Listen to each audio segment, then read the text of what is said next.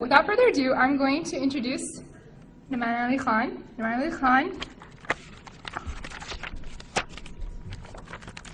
Ali Khan is the founder and the CEO of Bayyina, as well as the lead instructor for a number of Bayyina courses, including Fundamentals of Classic Arabic and Divine Speech.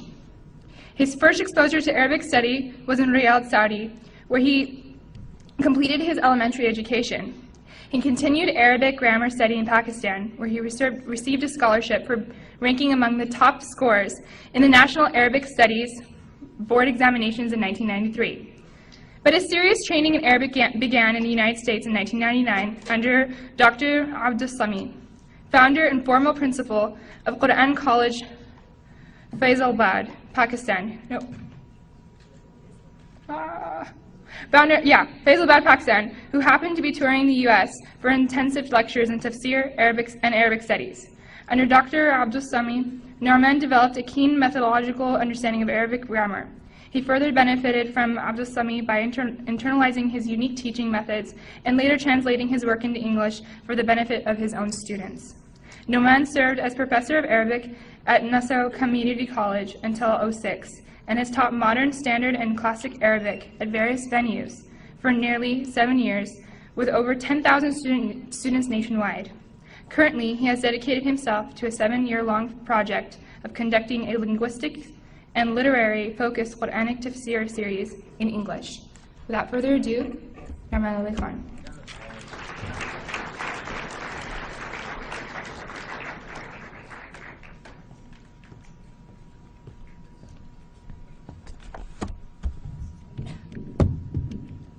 السلام عليكم ورحمة الله وبركاته.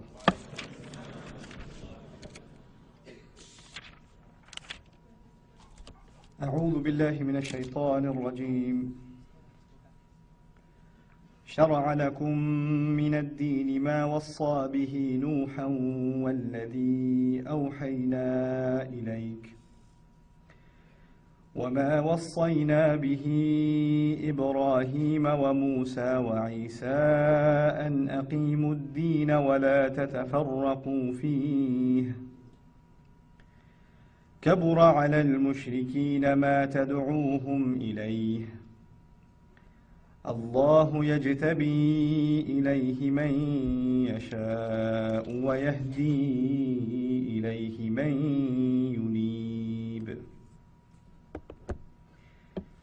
الحمد لله رب العالمين والصلاة والسلام على سيد الأنبياء والمرسلين وعلى آله وصحبه ومن استنى بسنته إلى يوم الدين اللهم اجعلنا منهم ومن الذين آمنوا وعملوا الصالحات وتواصوا بالحق وتواصوا بالصبر آمين يا رب العالمين. As pumped as I am to hear that, I'm also very grateful that Brother Amir made my job and my thoughts clearer. When we talk about taking our narrative back, I think we have to divide the conversation into two parts. The conversation has to be taken back from forces outside of ourselves and also forces within ourselves. And so when we talk about the forces outside of ourselves that are trying to hijack this narrative, the only thing I'd like to add is a reminder. It's not something new. All messengers of Allah alayhimus salatu wassalam were faced with a hijacking of their narrative. They were portrayed with something they weren't.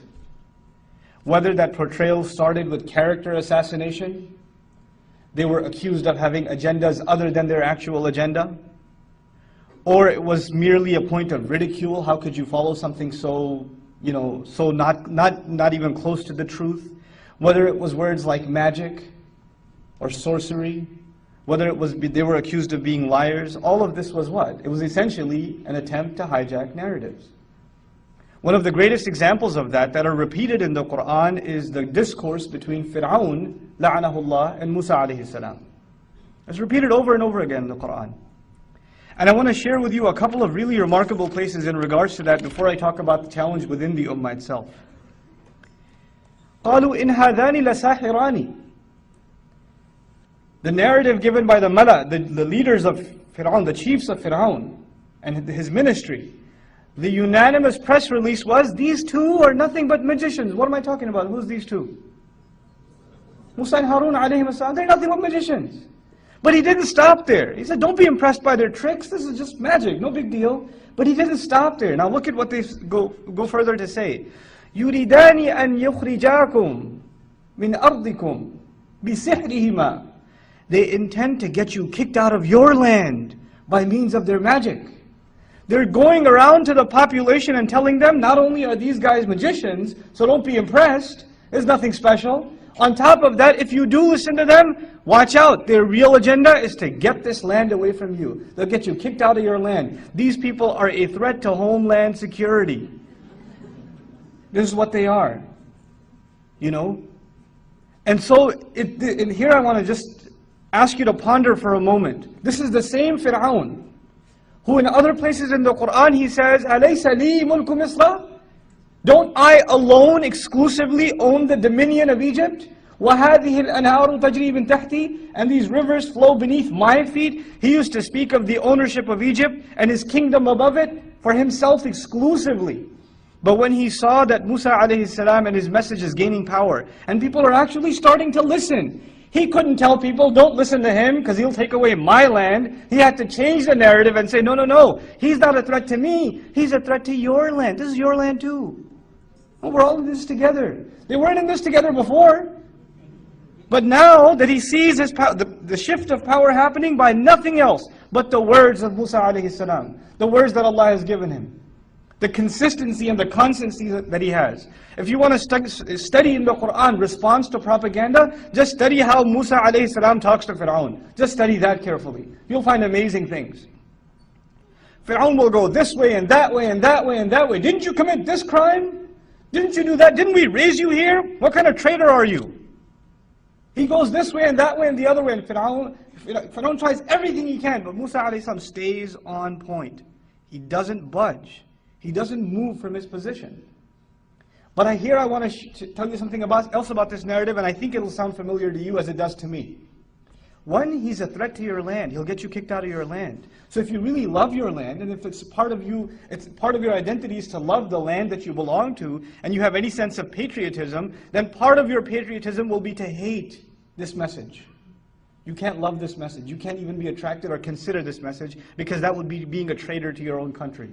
So the narrative is made that either you love your country, you love your people, you love your tribe, you love Mecca, you love your fellow family members of Quraysh, you love your beloved, your glorious history and past, or you consider Islam.